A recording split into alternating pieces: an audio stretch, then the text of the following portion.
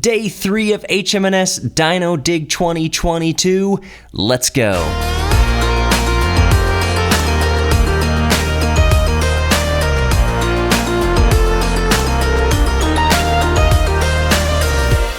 Welcome to the Beyond Bones podcast. I am, of course, your mental curator, Johnny Hemberger, and it is day 3, as I mentioned, of the HMNS Dino Dig 2022, and our second day on the bones.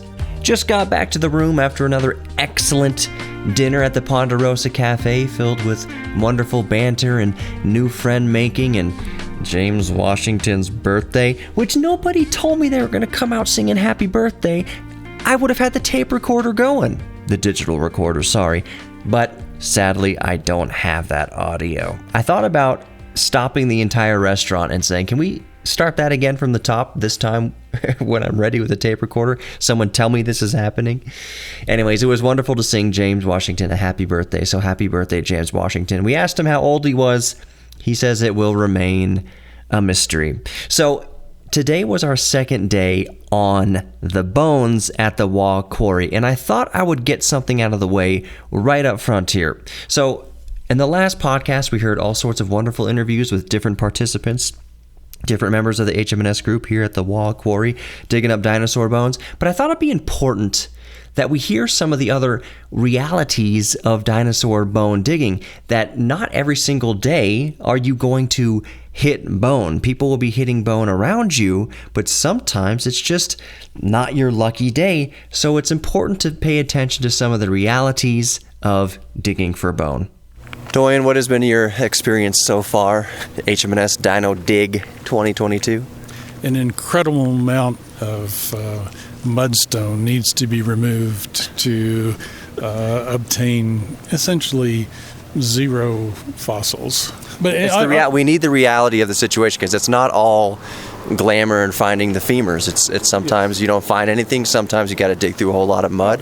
Well, you have to dig through the other muck in order to find the giant femurs and so forth. Right. But the thing is, it doesn't seem like there's a good correlation with the percentage of matrix that needs to be removed compared to the percentage of dinosaur bone that is present. I'm thinking it is probably in the vanishingly small percentage of some sort. But in the absence of actually removing the humongous amount of clay matrix, we would never find these precious bones. I think it's important that we hear some of the realities of science and scientific research and scientific discovery, that not every single time that you get down on your hands and knees or lie prone in the dirt and hunt for dinosaur fossils, you're not going to find bones or bone fragments every single day. If it was easy, then it wouldn't be science.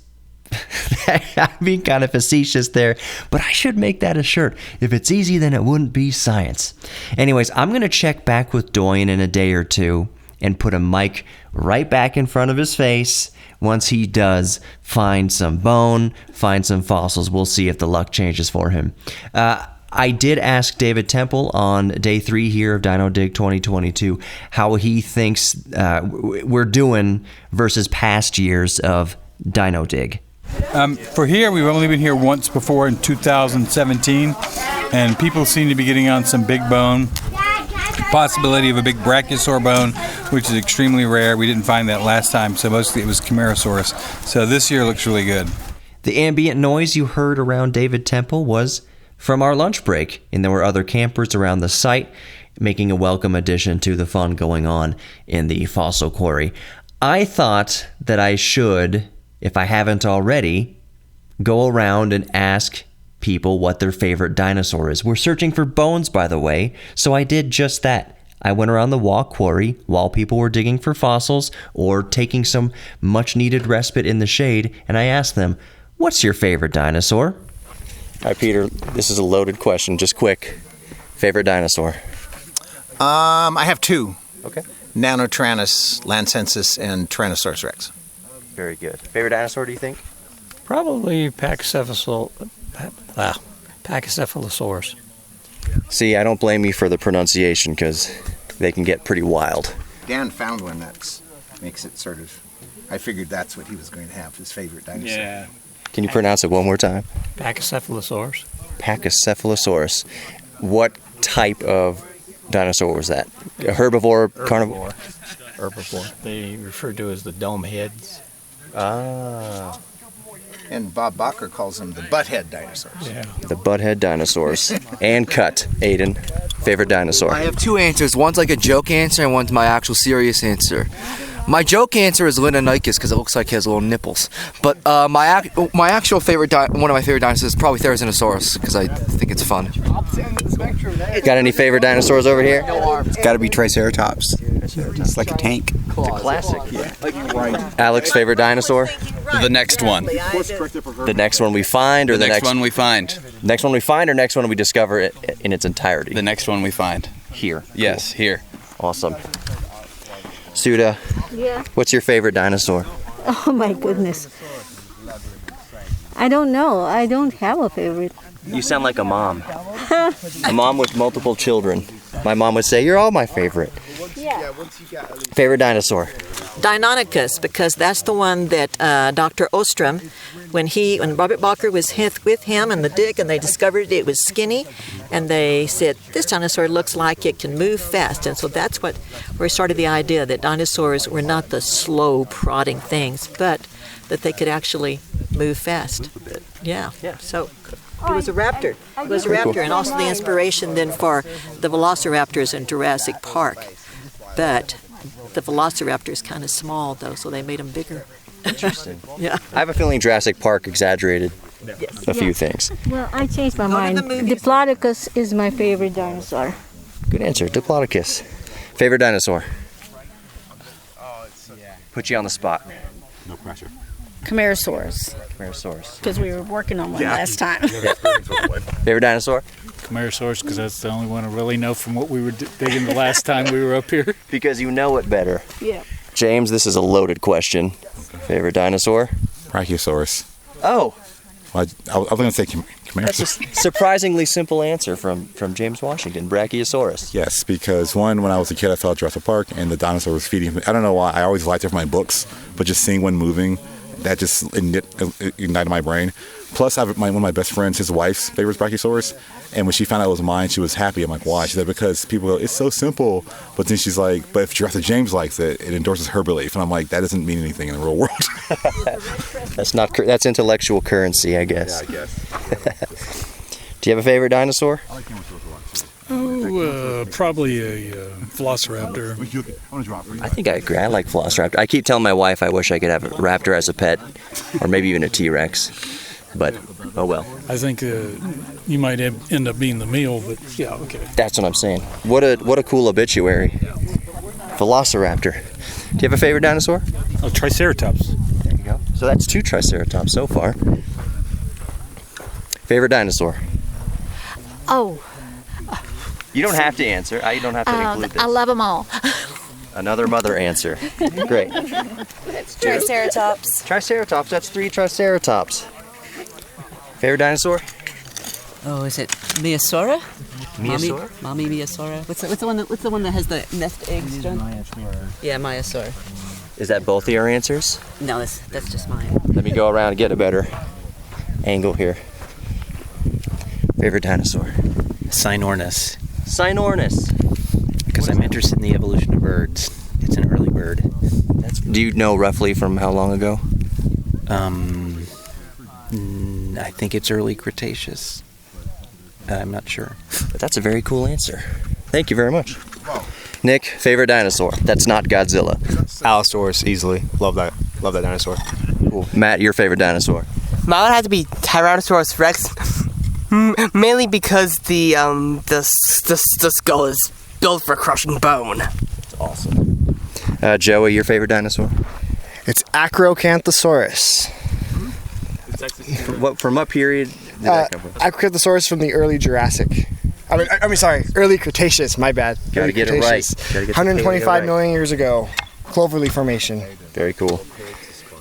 Carter, your favorite dinosaur? It's got to be the Suchomimus, mostly because I love the crocodile mouth. Tom, or British Bob? whatever your name is. The Spinosaurus, because of the fin. And if you... is it Jurassic Park 2 where he fights the T-Rex? 3. Jurassic Park 3. That's cool. Cool. I like 3. And then in classic geek fashion, we start discussing and arguing about the best Jurassic Park movies. Now, don't get me started on the Jurassic Park movies. Don't get me started on the Jurassic World movies. I don't recall Jurassic Park 3 being that good. Matter of fact, I recalled it being pretty bad. I'll have to go back and rewatch it and reformulate my opinion. I didn't have very high marks for the latest Jurassic World Dominion, though. And again, don't want to get too sidetracked. I'm almost offended at how bad the latest Jurassic World Dominion was. Maybe you like it. Maybe you've seen it, you like it. Maybe you'll go and see it and you like it. More power to you. I'm kind of jealous if you like it. But yeah, the last Jurassic World movie was not good. Speaking of geeky banter, you might wonder, when you're out there digging for dinosaurs for several hours, is it all dinosaur talk, or are we having other types of conversations? I met up with some of the youngsters, Tom and Aiden and the rest of them. They were having a particularly fascinating conversation that didn't really have anything to do with dinosaurs. So I thought it'd be fun to eavesdrop into some of the conversations that the fossil diggers engage in to pass the time before obviously inevitably getting back onto the topic of dinosaurs. But sometimes we stray away for a little bit. So I guess we're going to talk about Godzilla for a moment. I think it's fought everything on its planet. And it's just proven that it's better. And while the other one was it was the only thing. So it didn't really have anything back to work already. Gee. That's Matt. He's the overseer of the pit here. He's the unofficial boss of the Dino Dig. So you think Legendary Godzilla takes the Godzilla cake? I do definitely think, but Legendary is definitely not the strongest. I'm not sure about the others between the first one all the way up till Legendary. Godzilla would probably be the strongest, I would say. Who? Godzilla. Earth? I could argue Earth is the strongest in cinema, but if we're gonna talk about the strongest just overall canonically, it'd be Godzilla in Hell. All right, I'm gonna need a second opinion from Nick. Hold on. Second opinion, all right. Second opinion. Nick, can you verify what Carter's saying, or you have other thoughts? You're talking about Godzilla from Hell, yeah? Yeah. I didn't read the full comic, so I don't know. Yeah, I think he's right though. Like, I'd say Godzilla Earth is probably one of the strongest ones easily.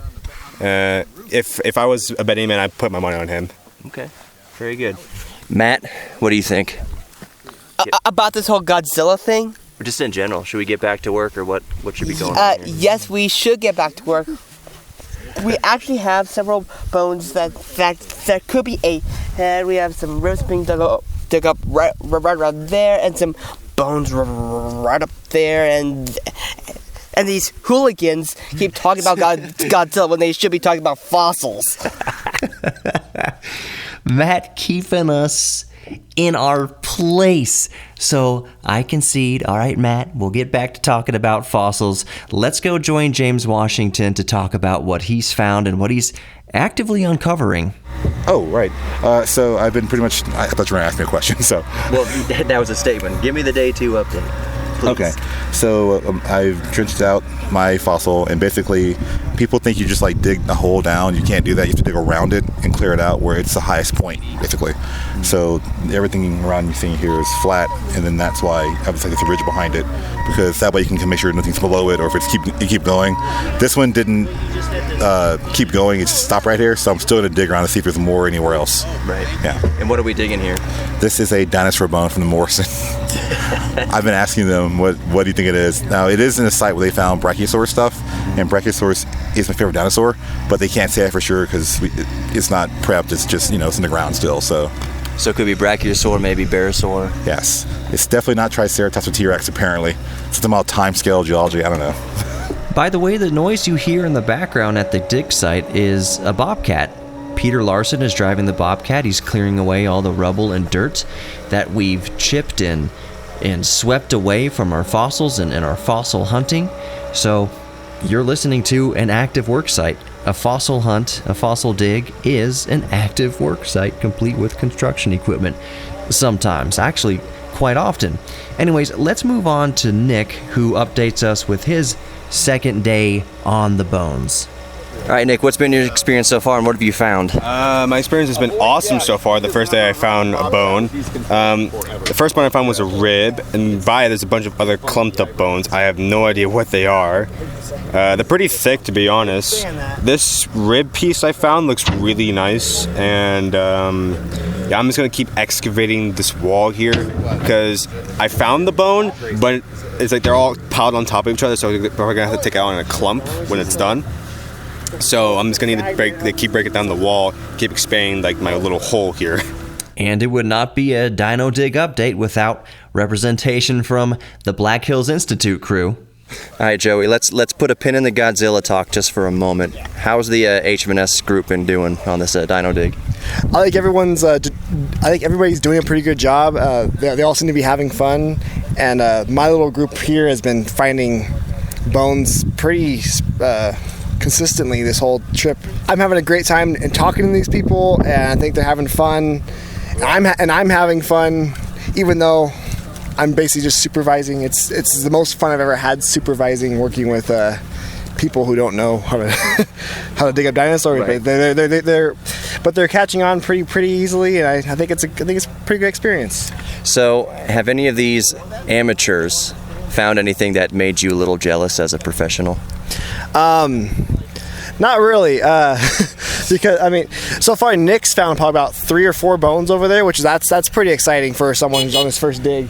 But I wouldn't say anything that makes me jealous. Maybe that sauropod, possible sauropod skull bone, which may or may not be a sauropod skull bone, because it's kind of hard to identify right now. But no, I wouldn't say anything that made me jealous yet, because I'm fairly amateur myself, and I've made some pretty cool discoveries in my life. So anyone can dig up bones if they know, with the proper instruction, they know what they're doing.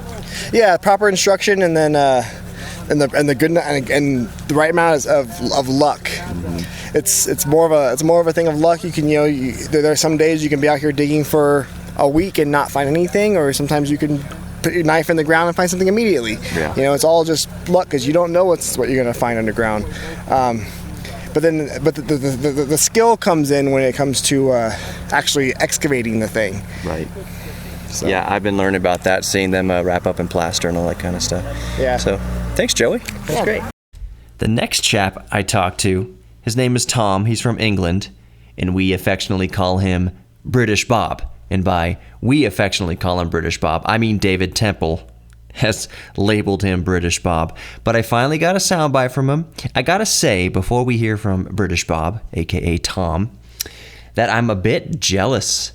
He lives in England. He's not here in the United States studying. He had this opportunity to come on this Dino Dig with us, and he's getting, as far as I'm concerned, I wish anybody coming to the United States would come to this part of the country first. Tom came to Houston to fly out with us from Houston to this trip, so he got a taste of the big city, a big American city, but then he flew out to God's country, out west, and he's experiencing this. He's 20 years old, and he's experiencing the America that Americans should experience. So anyways, let's hear from Tom. All right, British Bob, whose real name is Tom. Yes. I need a soundbite from you today, please. Okay. What's been your experience so far in Dino Dig 2022? Oh, it's been brilliant. There's been a lot of trees, though. We've been digging up loads and loads of trees so far. But we've had a load of ribs. I think Matthew's working on a piece of the skull, and I've just got a clump of bones that I'm kind of brushing right now. It's been fun. Are you excited to have found bones? Yeah, very excited to have found bones, but I had a dream last night that I found I found some skin and stuff like that, because the bones have just been on my mind all day. Bones on the mind. So we'll start winding down the podcast, and I can't think of a better way to do so than to talk to Pete Larson, not about his favorite dinosaur like we did earlier, but with a major discovery here at the Waugh Quarry. So this nice young lady has found a big bone. Wow. So we're right near where we found 2 Brachiosaurus scapulas, and a femur and about a half of a humerus. So I'm keeping my fingers crossed that this might be the other Brachiosaurus humerus, which would be just awesome.